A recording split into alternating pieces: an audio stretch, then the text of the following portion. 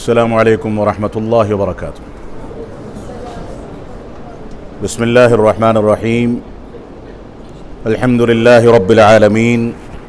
والصلاة والسلام علی رسولہ الکریم محمد وعلی آلہ واصحابہ اجمعین، اما بعد۔ اعوذ باللہ من الشیطان الرجیم، بسم اللہ الرحمن الرحیم۔ انا انزلناہ فی لیلۃ القدر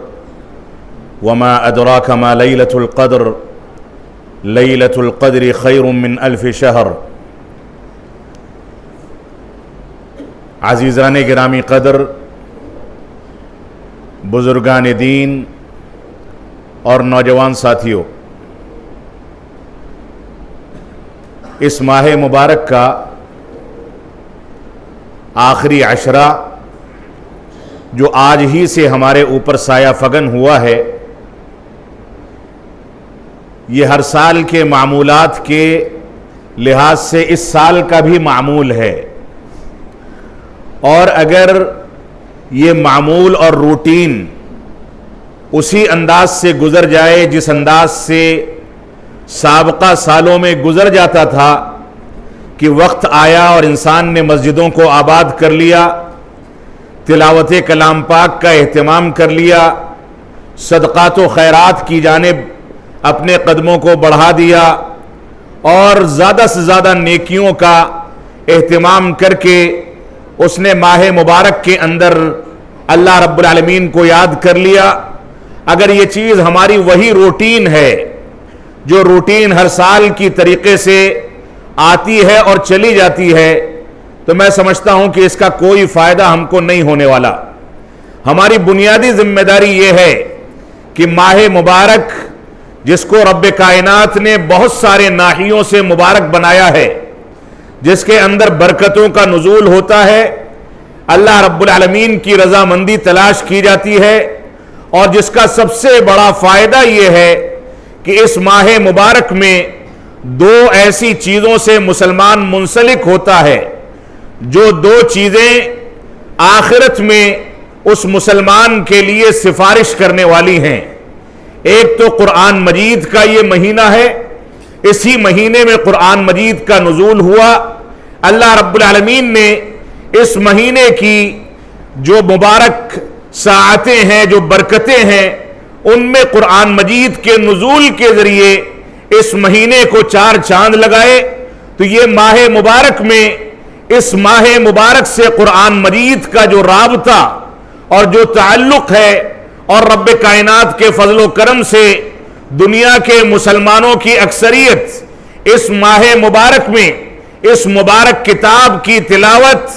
اور اس کی تلاوت کے ساتھ ساتھ اس کو سمجھنے کا اہتمام کرتی ہے۔ یہ ایک مبارک عمل ہے، اور اس کے بارے میں رسول اکرم صلی اللہ علیہ وسلم فرماتے ہیں کہ قیامت کے دن یہ قرآن مجید آئے گا اور رب کائنات سے کہے گا کہ اے میرے رب، اس بندے نے میری تلاوت کے اہتمام کی وجہ سے اپنی رات کی نیندوں کو قربان کیا تھا۔ رات کے وقت یہ آرام کے بجائے میری تلاوت کا اہتمام کرتا تھا، لہذا اس کے حق میں میری سفارش کو قبول کیا جائے۔ اور اسی طریقے سے دوسری فضیلت اور دوسرا موقع جو اس ماہ مبارک میں ایک مسلمان کو ملتا ہے، اور رب کائنات کے فضل و کرم سے مسلمانوں کی اکثریت اس کا اہتمام کرتی ہے، وہ رمضان کے روزوں کا اہتمام ہے۔ رمضان کے روزوں کے بارے میں بھی رسول اکرم صلی اللہ علیہ وسلم اسی روایت میں فرماتے ہیں کہ قیامت کے دن یہ روزے آئیں گے اور اللہ رب العالمین سے کہیں گے کہ اے میرے رب، اس بندے نے دن کے وقت میں اپنے آپ کو بھوکا اور پیاسا رکھا، طلوع فجر سے لے کر کے غروب آفتاب تک یہ چھپ کر کے کھا سکتا تھا، پی سکتا تھا، اپنی خواہشات کی تکمیل کر سکتا تھا، اپنی بیوی کو راضی کر کے اس کے ساتھ ہم بستری کر سکتا تھا، لیکن اس روزے نے اس کو ان چیزوں سے باز رکھا، دور رکھا۔ اللہ کے نبی صلی اللہ علیہ وسلم فرماتے ہیں کہ قرآن مجید کی سفارش بھی اس کے حق میں قبول کی جائے گی، اور رمضان کے روزوں کی سفارش بھی اس کے حق میں قبول کی جائے گی۔ تو تو یہ دو مناسبتیں ہیں جن سے عموماً مسلمان بھرپور فائدہ بھی اٹھاتا ہے، ان چیزوں کا اہتمام بھی کرتا ہے، اور کثرت کے ساتھ ان چیزوں کا اہتمام کر کے وہ رب کائنات کی رضامندی کو تلاش کرنے کی کوشش بھی کرتا ہے۔ لیکن ان بشارتوں کے ساتھ ساتھ، ان فضائل کے ساتھ ساتھ ہماری ایک بنیادی ذمہ داری یہ بھی ہے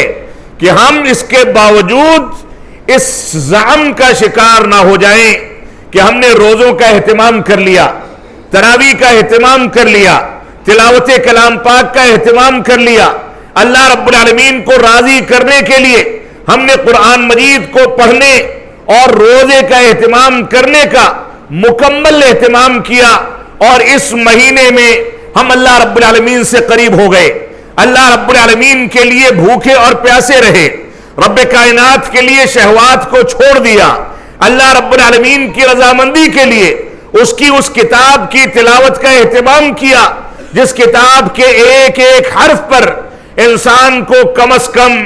10 نیکیاں ملتی ہیں۔ اللہ کے نبی صلی اللہ علیہ وسلم فرماتے ہیں لا اقول الف لام میم حرف بل الف حرف ولام حرف ومیم حرف، فرمایا کہ میں یہ نہیں کہتا کہ الف لام میم ایک حرف ہے، بلکہ الف ایک حرف ہے، لام دوسرا حرف ہے، اور میم تیسرا حرف ہے۔ انسان نے ایک آیت کریمہ کی حیثیت سے رب کائنات کی رضامندی کے لیے اخلاص کے ساتھ اگر صرف اس چھوٹی سی آیت کریمہ کی تلاوت کر لی تو کم از کم اس کو 30 نیکیاں تو مل جاتی ہیں، اور نیکیوں کو عطا کرنے کا رب کائنات کا جو دستور ہے وہ اس کو 7 گنا 70 گنا 700 گنا، اور انسان کے اخلاص اور نیک نیتی اور انسان کے دل کی صفائی کے لحاظ سے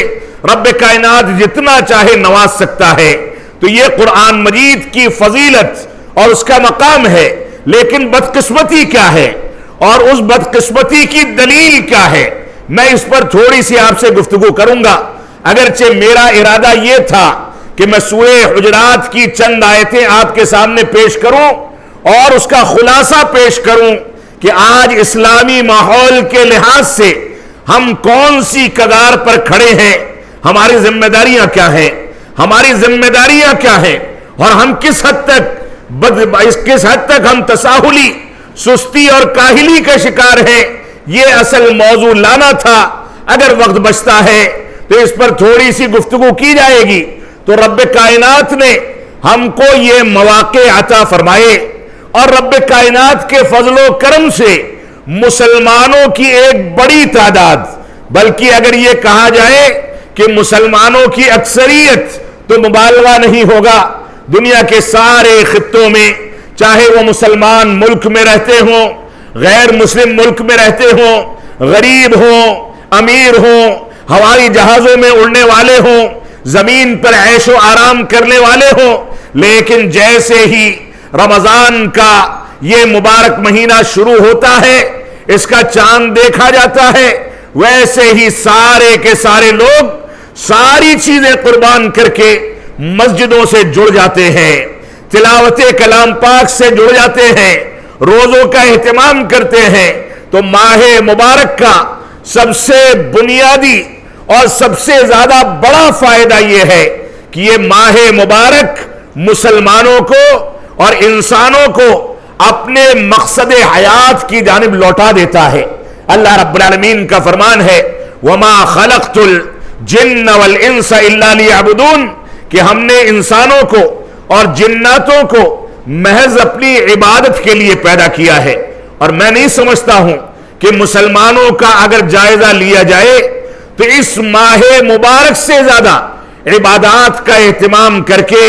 واجبات کی ادائیگی کر کے، نوافل کا اہتمام کر کے، تلاوت کلام پاک کا اہتمام کر کے، روزوں کا اہتمام کر کے، صدقات و خیرات کا اہتمام کر کے، اس ماہ مبارک سے زیادہ کوئی مسلمان دوسرے ایام میں رب کائنات کی جانب اور اس کی عبادت کی جانب رجوع کر کے اپنے مقصد حیات کی جانب اس سے زیادہ کسی مہینے میں نہیں لوٹتا ہے. تو یہ ہمارے لیے رب کائنات کا فضل و کرم ہے. لیکن المیہ کیا ہے اور وہ افسوس کا مقام کیا ہے جس کے بارے میں غور و تدبر کرنے کی ضرورت ہے. اگر چند مسلمان ایسے ہیں جو ماہ مبارک کی ابتدا کے ساتھ مسجدوں سے جڑ گئے، چند مسلمان ایسے ہیں جو تلاوت کلام پاک کا اہتمام کرنے لگے، روزوں کا اہتمام کرنے لگے، تو دوسرے جانب اگر دیکھا جائے تو مسلمانوں کی ایک بڑی تعداد ایسی بھی ہے جو عید کے چاند کا انتظار کرتی ہے. آخری عشرہ جو سب سے زیادہ فضیلت اور سب سے زیادہ برکت والا عشرہ ہے، جس عشرے کی طاق راتوں میں رب کائنات نے 1000 مہینوں کی عبادت سے افضل ایک گھڑی رکھی ہے، اس عبادت میں مصروف ہونے کے بجائے مسلمانوں کی ایک بڑی تعداد عید کی مارکیٹنگ میں، بازاروں میں اور بازار کی رونق بننے میں اپنے آپ کو ضائع کرتی ہے. تو لمحے فکریہ یہ ہے کہ اگر مسلمانوں نے رمضان المبارک کا چاند دیکھ کر کے اپنے رشتے کو رب کائنات سے مضبوط کیا تھا تو کہیں ایسا تو نہیں کہ عید کا چاند دیکھ کر کے وہ رشتہ دیکھتے دیکھتے مکمل طریقے سے ختم ہونے والا ہے. ہو سکتا ہے کہ آپ کی نیت صالح ہو تو آپ نوافل کے اہتمام میں سست پڑ جائیں. ہو سکتا ہے کہ آپ کی نیت کے اندر اخلاص ہو تو آپ کے صدقات و خیرات کے لیے آپ کی زندگی میں جو فراوانی پیدا ہوئی تھی وہ کاہلی اور سستی کا شکار ہو جائے. لیکن اگر ایک مسلمان عید کا چاند دیکھ کر کے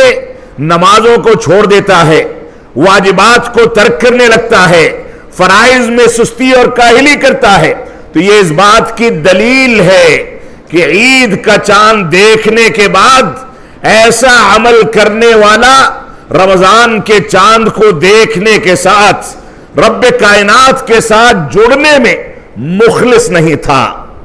اللہ رب العالمین کی رضامندی مقصد نہیں تھی، بلکہ ایک مقصد یہ تھا جو عام طور سے مسلمانوں کی نیتوں میں شامل ہوتا ہے.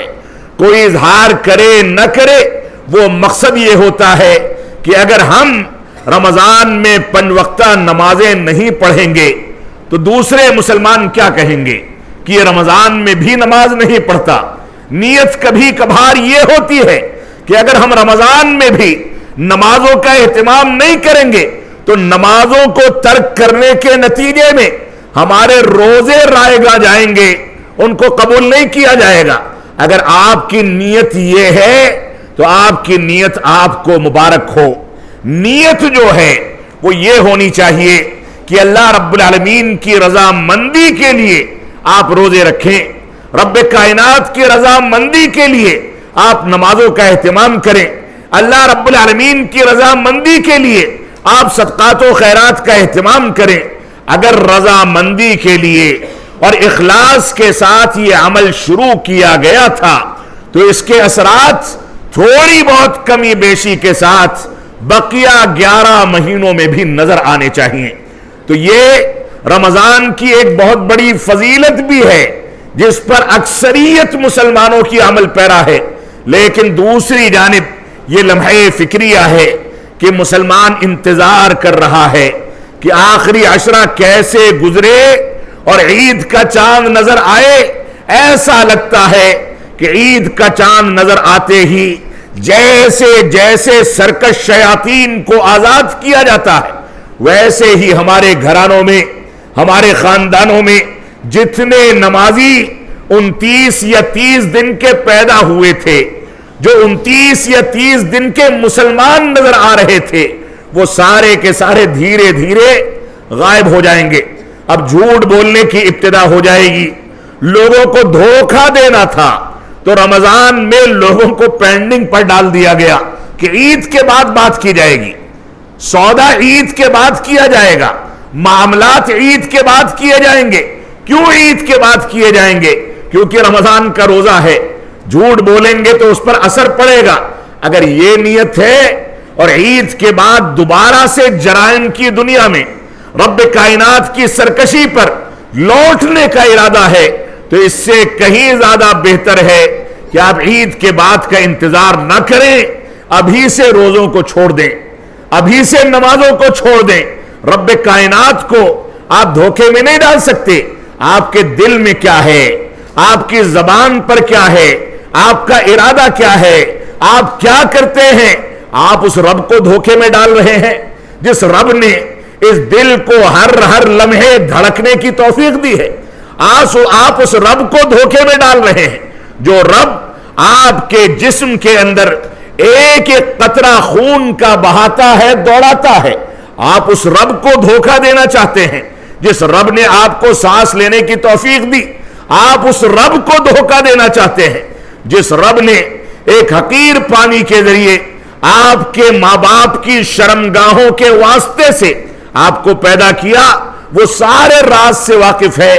آپ اس کو دھوکہ دے کر کے اپنے آپ کو دھوکہ دیتے ہیں، اس کو دھوکے میں نہیں ڈال سکتے۔ اس وجہ سے میں یہی کہوں گا کہ مسلمانوں کی یہ بھیڑ، مسلمانوں کا یہ اجتماع، مسلمانوں کا مساجد سے یہ تعلق، قرآن مجید کی تلاوت کا یہ اہتمام اور مسجدوں سے جڑنے کا یہ اہتمام پورے سال کمی بیشی کے ساتھ جاری رہنا چاہیے۔ ہو سکتا ہے ایک مسلمان نوافل اور قیام اللیل کا اہتمام باقی نہ رکھ سکے، لیکن واجبات چھوٹ جائیں، فرائض چھوٹ جائیں، قرآن مجید سے لا تعلق ہو جائے، رب کائنات کی سرکشی کر جائے، بغاوت کر جائے، تو ایسی صورت میں وہ حقیقت میں مسلمان نہیں ہے، وہ شیطان کا پیروکار ہے۔ تو ہماری یہ ذمہ داری ہے کہ اس ماہ مبارک میں اپنی نیتوں کو صالح کریں، نیتوں کو درست کریں۔ اللہ کے نبی صلی اللہ علیہ وسلم فرماتے ہیں کتنے ایسے روزے دار ہیں اور کتنے ایسے لوگ ہیں جو تلاوت کا اہتمام کرتے ہیں، لیکن ان کا روزہ بھوکے اور پیاسے رہنے کے سوا کچھ نہیں، اور کتنے ایسے لوگ ہیں جو تلاوت کا اہتمام کرتے ہیں لیکن ان کی تلاوت رات کی بیداری اور نیند کو قربان کرنے کے سوا کچھ نہیں ہے، یعنی ان کے یہاں اخلاص نہیں ہے، رب کائنات کی رضامندی کا جذبہ نہیں ہے، اللہ رب العالمین کو راضی کرنے کی ترکیبات نہیں ہیں، لہذا ان کو اپنے عمل پر نظر ثانی کرنی چاہیے۔ یہ ہمارا بنیادی فریضہ ہے۔ اللہ رب العالمین ہم کو اس کی توفیق عطا فرمائے۔ تو میں عرض یہ کر رہا تھا کہ مسلمان اس مہینے میں جہاں بھرپور فائدہ عبادات سے بالخصوص تلاوت کلام پاک اور روزے سے اٹھاتا ہے، وہیں اس کی یہ ذمہ داری ہے کہ اس سے بھرپور فائدے کے اثرات رمضان کے بعد بقیہ 11 مہینوں میں مسلمانوں کے اندر نظر آئیں۔ یہ ہماری بنیادی ذمہ داری ہے۔ ایسا نہ ہو کہ ہم رمضانی مسلمان بن کے، ایک مہینے کے مسلمان بن کر کے زندگی گزارے اور بقیہ پورے 11 مہینے ہم شیطان رجیم کی پیروی کرتے رہیں، شیطان ہمارا سب سے بڑا مسیحا بن جائے، شیطان جو بہکائے، جیسے چاہے ہم کو گھما دے، ہماری زندگی کو پھیر دے۔ اگر یہ صورتحال ہے تو سمجھ جائیں کہ آپ اس رب کے شکر گزار نہیں رہ گئے جس رب نے آپ کو حقیر پانی سے پیدا کیا ہے، بلکہ آپ اس شیطان کے پیروکار ہیں جس شیطان نے ڈنکے کی چوٹ پر رب کائنات کے سامنے پہلے آدم و حوا علیہم السلام کو بہکایا اور اس کے بعد قسم کھائی کہ میں تیرے بندوں کو بہکاتا رہوں گا۔ ہمیں یہ فیصلہ کرنا ہوگا کہ ہم اس چیلنج کے آگے شیطانی مزاج رکھتے ہیں یا رب کائنات سے رضامندی کی خاطر رب کائنات نے جو وعدہ کیا تھا کہ جاؤ تم کو قیامت تک کے لیے چھوٹ دی جاتی ہے، جس کو چاہو بہکاؤ، گمراہ کرو، مسلمانوں کو قتل و خوریزی پر، کفر و شرک پر، منہج صحابہ سے بغاوت پر، ہر قسم کی آلائش پر تم بہکاتے رہو اور اس پر آمادہ کرتے رہو، لیکن سن لو میرے نیک بندے جو ہوں گے ان کو تم نہیں بہکا پاؤ گے۔ ہمیں یہ فیصلہ کرنا ہے شب قدر کی، آخری عشرے کی اس پہلی شب کے اندر ہم کو یہ فیصلہ کرنا ہے کہ ہم رب کائنات کے ان مخلص بندوں میں ہیں جن کا استثناء رب کائنات نے دنیا کے وجود کے وقت کر دیا تھا کہ ان بندوں کو شیطان رجیم ساری کوششوں کے باوجود نہیں بہکا پائے گا. یا ہمارا شمار ان لوگوں میں ہوتا ہے جن لوگوں کو شیطان نے بہکا کر کے راہ راست سے بھٹکا دیا. کیا ہم لوگ ان لوگوں میں شمار کیے جاتے ہیں جو لوگ شیطان رجیم کے پیروکار ہیں؟ شیطان جو کہتا ہے وہ کرتے ہیں اور جن چیزوں سے روکتا ہے ان چیزوں سے رک جاتے ہیں. اللہ رب العالمین نے فرمایا یا ایھا الذین آمنوا ادخلوا فی السلم کافہ، اے ایمان والو اسلام میں مکمل طریقے سے داخل ہو جاؤ. ولا تتبعوا خطوات الشیطان، اور شیطان کی پیروی مت کرو. انہ لکم عدو مبین، کیونکہ یہ شیطان تمہارا کھلا دشمن ہے. فَإِن زَلَلْتُمْ مِن بَعْدِ مَا جَاءَتْكُمُ الْبَيِّنَاتِ فَاعْلَمُوا أَنَّ اللَّهَ عَزِيزٌ حَكِيمٌ، اگر شیطان کے بہکاوے میں آ کر کے دین اسلام کی تعلیمات سے تھوڑا بہت بھٹک جاتے ہو تو رب کائنات بڑا کریم ہے،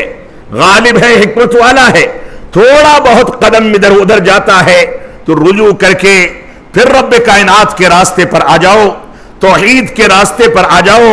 اتباع رسول کے راستے پر آ جاؤ، قرآن و سنت کی پیروی کرنے لگو اور شیطان کو دھتکار دو. اگر تھوڑی بہت لغزشیں بشری تقاضے سے تم سے کبھی رمضان یا غیر رمضان میں ہو جاتی ہیں تو اللہ رب العالمین معاف کرنے والا ہے. تو ہماری یہ بنیادی ذمہ داری ہے کہ ہم شیطان کی پیروی سے توبہ کریں، قرآن و سنت کی پیروی کر کے اس کے مطابق زندگی کو ڈھالیں اور اسلام میں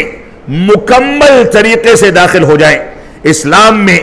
مکمل طریقے سے داخل ہونے کا تقاضا یہ ہے کہ ہم رب کائنات کی توحید اور اس کے تقاضوں کے مطابق زندگی کو ڈھالیں. ہم اس بات کو دیکھیں کہ توحید ربوبیت کا، توحید الوہیت کا، توحید اسماء و صفات کا مفہوم کیا ہے، اس کے تقاضے کیا ہیں. ہم اس بات کو دیکھیں کہ شیطان رجیم کی پیروی کرتے ہوئے ایسا تو نہیں کہ ہم شرک ربوبیت یا شرک الوہیت یا شرک اسماء و صفات کے اپنے آپ کو حوالے کر کے گمراہ ہو رہے ہیں. ایسا دیکھا جائے کہ ہمارے اندر توحید کے تقاضے موجود ہیں یا شیطان کی پیروی کرتے ہوئے شرک اکبر یا شرک اصغر کے جو شرک اکبر یا شرک اصغر کے جو بہکاوے ہیں اس میں پڑھ کر کے ہم دنیا کے اندر شیطان کی پیروی کرتے ہیں. تو ہماری یہ ذمہ داری ہے کہ اسلام میں مکمل طریقے سے داخل ہونے کے وہ سارے کے سارے راستے اپنائے جائیں، اختیار کیے جائیں جن راستوں کو صحابہ کرام نے اپنا لیا. صحابہ کرام جن لوگوں نے رسول اکرم صلی اللہ علیہ وسلم کی تربیت میں رہتے ہوئے اپنی زندگی کو رب کائنات کے لیے قربان کر دیا، پھٹے پرانے کپڑے پہن لیے، پیبند لگے کپڑے پہن لیے، گھروں کے اندر 3 مہینے تک چولہا نہیں جلا، بھوکے اور پیاسے رہے، پیدل سفر کیا، بغیر ہتھیار کے جنگیں کی، رسول اکرم صلی اللہ علیہ وسلم کا دفاع کیا، اسلام کے نام پر اپنی جانیں اور اپنا مال تک قربان کر دیا. وہ صحابہ کرام جن کے پاس زندگی گزارنے کے وسائل نہیں تھے، زندگی میں آرام کرنے کے امکانات نہیں تھے، پینے کا پانی نہیں تھا، کھانے کا کھانا نہیں تھا، اس کے باوجود دین اسلام کی ترجمانی اور دین اسلام کے تقاضوں پر چلتے چلتے ان لوگوں نے اپنی زندگی کو گزار دیا. تو ہماری یہ ذمہ داری ہے کہ اسلام میں مکمل طریقے سے داخل ہونے کے جہاں اس تقاضے کو پورا کیا جائے کہ توحید اور اس کی قسموں کے مطابق زندگی کو ڈھالے، وہیں شرک اور اس کی تمام قسموں سے اجتناب کا اعلان کیا جائے، دوری اختیار کرنے کا اعلان کیا جائے. وہیں اس کا ایک تقاضا یہ ہے کہ ہم اتباع رسول کے تقاضوں کو سمجھیں، بدعات سے اپنے آپ کو بچائیں، وہیں اس کا ایک تقاضا یہ بھی ہے کہ ہم صحابہ کرام کی عظمت کو سمجھیں۔ آج کے دور میں ایک فتنہ یہ اٹھ چکا ہے کہ اسی انداز سے سوشل میڈیا پر بیٹھ کر کے بعض بدبخت لوگوں نے صحابہ کرام کے اوپر تنقیص اور ان کی توہین کرنے کا ذمہ اٹھا لیا۔ فلاں حکومت ایسا کرتی ہے، فلاں نے ایسا کر دیا، امام حرم کے ساتھ ایسا ہو گیا، فلاں کے ساتھ ایسا ہو گیا۔ اللہ کی قسم، اگر اپنی گریبانوں میں جھانک لیں تو اپنے بچوں کے ساتھ کیا کرتے ہیں اس کا بھی جواب دینے کی طاقت نہیں ہے۔ یہ ناہنجار لوگ ہیں، یہ گستاخ لوگ ہیں، یہ سرکش لوگ ہیں جنہوں نے صحابہ کرام کی تنقیص اور توہین پر مبنی لوگوں کے ایمان کو شبہات کے شکار کر کے، شبہات میں ڈال کر کے اسلامی اور ایمانی تقاضوں کو کمزور کرنے کی کوشش کی ہے۔ یہی وجہ ہے کہ ایسے لوگ کہیں جا کر کے صحابہ کرام کو کافر کہنے والوں کی گود میں بیٹھتے ہیں، کہیں قبر پرستی کرنے والوں کی گود کی زینت بنتے ہیں، کہیں اسلام کی توجیہ و تعویل کرنے والوں کی گود میں نظر آتے ہیں۔ اگر ان کو کوئی پلیٹ فارم نظر نہیں آتا یا کسی پلیٹ فارم کی ان کو توفیق نہیں ملتی تو وہ قرآن و سنت اور منہج صحابہ کا پلیٹ فارم ہے۔ تو اسلام میں مکمل طریقے سے داخل ہونے کا یہ تقاضا ہے کہ ہم ان تمام کے تمام امور کو لے کر کے چلیں، اپنے معاملات کو صاف ستھرا کریں، حلال و حرام کی تمیز کریں، غلط چیزوں کو چھوڑیں، اچھائیوں کو اپنائیں، معاشرے کے اندر امر بالمعروف اور نہی عن المنکر کے فریضے کی انجام دہی کو یقینی بنائیں۔ یہ بھی عجیب المیہ ہے کہ ہم میں کا ایک بڑا طبقہ امر بالمعروف کی بات تو کرتا ہے کہ لوگوں کو مسجدوں سے جوڑ دیا جائے، تلاوت کے لیے آمادہ کر لیا جائے، صدقات و زکوٰۃ کے لیے آمادہ کر دیا جائے، لیکن برائیاں بیان کرنے میں ان کی ہمت ٹوٹتی ہے۔ وہ کہتے ہیں کہ اگر برائی بیان کرو گے تو فالوورز کم ہو جائیں گے، لائک کرنے والے کم ہو جائیں گے، اگر برائیاں بیان کرو گے تو لوگ پیچھے چلنا بند کر دیں گے۔ اللہ کی قسم، اگر نہیں عن المنکر کے فریضے کو اسی مقصد سے چھوڑنا جائز ہوتا اور رسول اکرم صلی اللہ علیہ وسلم اور صحابہ کرام چھوڑ دیتے تو ایسی صورت میں آج دین اور دین اسلام کی تعلیمات زندہ نہ ہوتے۔ یہ اسلام کا بنیادی تقاضا ہے کہ جہاں ایک جانب توحید کا اعلان کیا جائے وہیں دوسری جانب شرک سے براءت کا اعلان کیا جائے۔ یہ اسلام کا تقاضا ہے کہ جہاں ایک جانب اتباع رسول کی دعوت دی جائے وہیں دوسری جانب بدعات و خرافات کے خلاف اعلان جنگ کیا جائے۔ یہ اسلام کی بنیادوں کا تقاضا ہے کہ جہاں ایک جانب امر بالمعروف کی دعوت دی جائے، اچھائیوں کا حکم دیا جائے، وہیں دوسری جانب نہی عن المنکر کے فریضے کو انجام دے کر کے اس بات کی پرواہ کو چھوڑ دیا جائے کہ ہمارے پیروکار کتنے ہیں۔ اللہ کی قسم،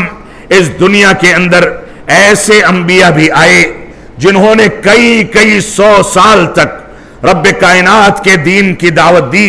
لیکن ان کی پیروکاری کرنے والا ایک آدمی تھا، دو آدمی تھے اور کسی کے پیچھے کوئی نہیں تھا، لیکن ان انبیاء کی دعوت اور ان انبیاء کی دعوت کی برکتوں اور ان کی فضیلتوں کا یہ ایک کھلی علامت ہے۔ اور آج کے دور میں اس کی سب سے بڑی فضیلت یہ ہے کہ ہم یہاں بیٹھ کر کے ان کا تذکرہ کرتے ہیں۔ توفیق رب کائنات کے اختیار میں ہے، ہماری ذمہ داری کوشش کرنا ہے، امر بالمعروف اور نہی عن المنکر کے فریضے کو انجام دینا ہے۔ ہمارے پیچھے کوئی آئے نہ آئے اس بات کی پرواہ کرنا یہ ہماری ذمہ داری نہیں ہے، ہمارے ویوز بڑھیں نہ بڑھیں اس بات کی پرواہ کرنا ہماری ذمہ داری نہیں ہے، ہم کو لائکس ملیں سوشل میڈیا پر یا نہ ملیں اس بات کی پرواہ کرنا ہماری ذمہ داری نہیں ہے۔ ہماری ذمہ داری یہ ہے کہ قرآن و سنت کو منہج صحابہ کے مکمل طریقے سے جو ان کے اصول و ضوابط تھے ان کے مطابق دنیا کے سامنے پیش کر دیں اور رب کائنات کے حوالے کر دیں اس بات کو کہ اس کا نتیجہ کیا ہونے والا ہے۔ اللہ رب العالمین قبول کرنے والا ہے، اور تبھی قبول کرے گا جب ہم اس کی رضامندی کے لیے مکمل اخلاص کے ساتھ دعوت دین اور دین کی دعوت و تبلیغ کو آگے بڑھائیں گے۔ اللہ رب العالمین ہم کو ان باتوں کی توفیق عطا فرمائے کہ ہم قرآن و سنت کے مطابق صحیح انداز سے مکمل زندگی کو ڈھال سکیں، توحید کے تقاضوں کو سمجھ سکیں، قرآن و سنت کی پیروی کر سکیں، اتباع رسول کے تقاضوں کو سمجھ سکیں۔ اے رب کائنات، ہم اگرچہ اس وقت تنہا عبادت کے زیادہ قائل ہیں کہ شب قدر میں ہم کو تنہا رب کائنات کے سامنے رونا چاہیے، گر گرانا چاہیے، لیکن ہمارے بعض احباب کی خواہش ہے کہ یہاں پر اجتماع ہو، ہم بیٹھیں، تذکیر کی جائے، اس کے باوجود ہم رب کائنات سے اس بات کی بھیک مانگتے ہیں کہ رب کائنات جو سوز ہماری تنہائی کی عبادتوں میں پیدا ہوتا ہے، وہی سوز ہماری اس مجلس کے اندر پیدا فرما۔ اس شب قدر میں جو آخری عشرے کی پہلی شب ہے،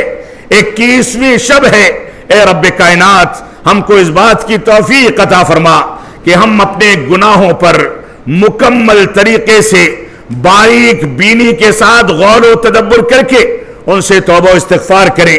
برائیوں کو چھوڑیں، لوگوں کے حقوق کی حق تلفی کی ہے تو حقوق العباد کی تلافی کر کے رب کائنات سے توبہ کریں۔ اللہ رب العالمین ہم کو اس بات کی توفیق عطا فرمائے کہ ہم اسی مجلس میں اس بات کا عزم کر کے اٹھیں کہ ہماری نمازیں نہیں چھوٹیں گی، ہم بیڑی سگریٹ کو الوداع کہہ دیں گے۔ یہ عزم کر کے اٹھیں کہ ہم جھوٹ نہیں بولیں گے، سچائی کے ساتھ کام لینے کے نتیجے میں ہم کو آزمائشوں کا سامنا کرنا پڑے، ہم سامنا کریں گے لیکن سچ پر اکتفا کریں گے۔ رب کائنات اس شب میں ہم کو اس بات کی توفیق عطا فرمائے کہ ہم قرآن مجید کی صرف تلاوت نہیں کریں گے بلکہ قرآن مجید پر غور و تدبر بھی کریں گے۔ رب کائنات اس مبارک رات میں ہم کو اس بات کی توفیق عطا فرمائے کہ ہم جو مستحق حضرات ہیں ان لوگوں کا تعاون کریں گے، غریبوں اور بیماروں کی بیمار پرسی کریں گے، اور اس معاشرے کو آگے بڑھانے کے لیے اسی دستور کو اپنائیں گے جو دستور اور ضابطہ صحابہ کرام نے اپنایا تھا۔ موجودہ پرفتن دور میں